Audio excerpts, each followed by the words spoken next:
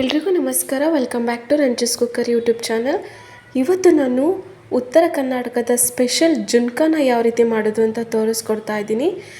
Rice ಜೊತೆ, ಚಪಾತಿ ಜೊತೆ, ಹಾಗೆ ರೊಟ್ಟಿ ಜೊತೆಗೆ ತುಂಬಾ ಚೆನ್ನಾಗಿರುತ್ತೆ. ಹಾಗೆ ಮಾಡೋದು ಕೂಡ ತುಂಬಾ ಸುಲಭ. 1 ಕಪ್ಪು ಕಡಲೆ ಹಿಟ್ಟಿದ್ರೆ ಸಾಕು, ಈ ಜುನ್ಕಾನ ಮಾಡಿಕೊಂಡು ತಿನ್ಬೋದು. ತುಂಬಾ ಚೆನ್ನಾಗಿರುತ್ತೆ. ನಾನಲ್ಲಿ 5 ಹಸಿಮೆಣಸಿಕಾಯಿನ 2 ಭಾಗ ಮಾಡಿಬಿಟ್ಟು ಎಣ್ಣೆಯಲ್ಲಿ ಫ್ರೈ ಮಾಡ್ಕೊತಾ ಇದ್ದೀನಿ. ಮೆಣಸಿಕಾಯಿ ಸ್ವಲ್ಪ ವೈಟ್ ಕಲರ್ ಬರೋವರೆಗೂ ಚೆನ್ನಾಗಿ ಫ್ರೈ ಮಾಡ್ಕೊಬೇಕು. ಇವಾಗ ನಿಮ್ಮ ಮನೇಲಿ ಏನಾದರೂ ಈ ಥರ ಒಂದು ಕಲ್ಲು ಇತ್ತು ಅಂದರೆ ಈ ಕಲ್ಲಲ್ಲೇ ನೀವು ಪುಡಿ ಮಾಡ್ಕೊಬೋದು. ಬೆಳ್ಳುಳ್ಳಿ, ಕೊತ್ತಂಬರಿ ಸೊಪ್ಪು ಹಾಗೆ ಮೆಣಸಿಕಾಯಿನ ಹಾಕ್ಕೊಬೇಕು. ಇವಾಗ ಸ್ವಲ್ಪ ಉಪ್ಪು ಹಾಗೆ ಅರ್ಧ ಟೇಬಲ್ ಸ್ಪೂನ್ ಆಗೋಷ್ಟು ಜೀರಿಗೆನ ಹಾಕ್ಕೊಂಡು ಚೆನ್ನಾಗಿ ಪುಡಿ ಮಾಡ್ಕೊಬೇಕು. ಇದನ್ನು ನೀವು ಮಿಕ್ಸಿ ಜಾರ್ನಲ್ಲೂ ಮಾಡ್ಕೊಬೋದು, ಬಟ್ ಇದರಲ್ಲಿ ಮಾಡಿಕೊಂಡ್ರೆ ತುಂಬ ಚೆನ್ನಾಗಿರುತ್ತೆ ಟೇಸ್ಟು. ಅದಕ್ಕೋಸ್ಕರ ನಾನು ಇದರಲ್ಲೇ ಪುಡಿ ಮಾಡ್ಕೊತಾ ಇದ್ದೀನಿ. ತುಂಬ ಸಾಫ್ಟಾಗಿ ಪುಡಿ ಮಾಡ್ಕೊಬಾರ್ದು, ಸ್ವಲ್ಪ ತರ್ತರಿಯಾಗಿ ಪುಡಿ ಮಾಡಿಕೊಂಡು ಸೈಡಿಗೆ ಎತ್ತಿಟ್ಕೊಬೇಕು. ಇವಾಗ ನಾನು ಅದೇ ಪ್ಯಾನ್ಗೆ ಇನ್ನೊಂದು ಸ್ವಲ್ಪ ಎಣ್ಣೆನ ಹಾಕಿಬಿಟ್ಟು ಸಾಸಿವೆ ಮತ್ತು ಜೀರಿಗೆನ ಹಾಕ್ಕೊಂಡು ಫ್ರೈ ಮಾಡ್ಕೊತಾ ಇದ್ದೀನಿ. ಇವಾಗ ಒಂದು ಚಿಕ್ಕ ಈರುಳ್ಳಿನ ಕಟ್ ಮಾಡಿಬಿಟ್ಟು ಹಾಕ್ಕೊತಾ ಇದ್ದೀನಿ.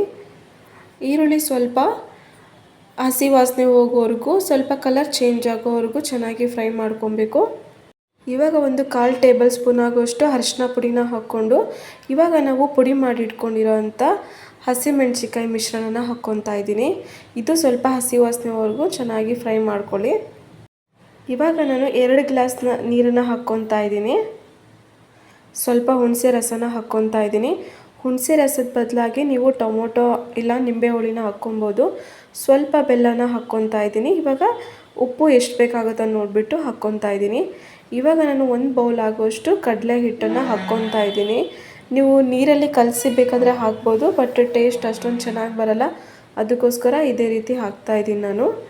ಇವಾಗ ನಿಧಾನವಾಗಿ ಎಲ್ಲದನ್ನು ಚೆನ್ನಾಗಿ ಮಿಕ್ಸ್ ಮಾಡ್ಕೊಬೇಕು. ನಿಧಾನವಾಗಿ ಗಂಟಿಲ್ದೇ ಒಂದು 2 ರಿಂದ 3 ನಿಮಿಷವರೆಗೂ ಚೆನ್ನಾಗಿ ಈ ರೀತಿ ಕಲಿಸ್ಕೊಂಡು ಒಂದು 2 ರಿಂದ 3 ನಿಮಿಷ ಆಗೋಷ್ಟು ಲೋ ಫ್ಲೇಮಲ್ಲೇ ಇದನ್ನು ಬೇಯಿಸ್ಕೊಂಡ್ರೆ ಜುನ್ಕಾ ರೆಡಿ ಆಗುತ್ತೆ.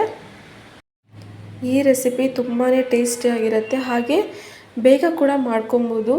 ರೈಸ್ ಜೊತೆ, ಚಪಾತಿ ಜೊತೆ ಎಲ್ಲದಕ್ಕೂ ಒಳ್ಳೆ ಕಾಂಬಿನೇಷನ್ ಅಂತಲೇ ಹೇಳ್ಬೋದು. ಈ ರೆಸಿಪಿ ನಿಮ್ಗೆ ಇಷ್ಟ ಆದರೆ ದಯವಿಟ್ಟು ಈ ವಿಡಿಯೋಗೆ ಲೈಕ್ ಮಾಡಿ.